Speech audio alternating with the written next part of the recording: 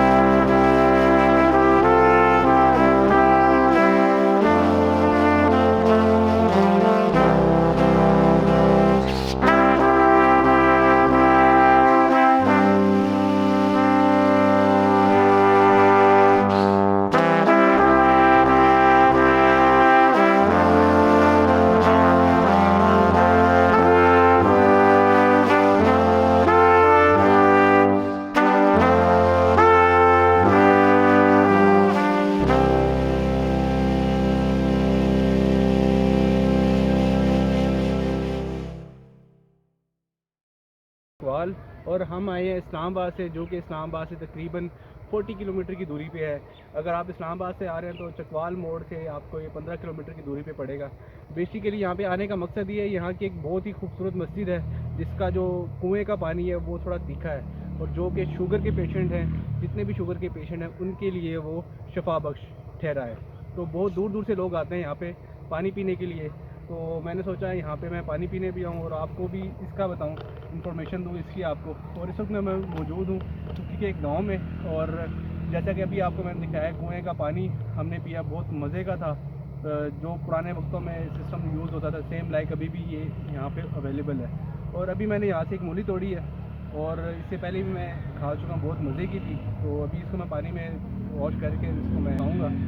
तो आइए आपको दिखाते हैं मस्जिद कहाँ पे मस्जिद है और किस तरह का पानी है।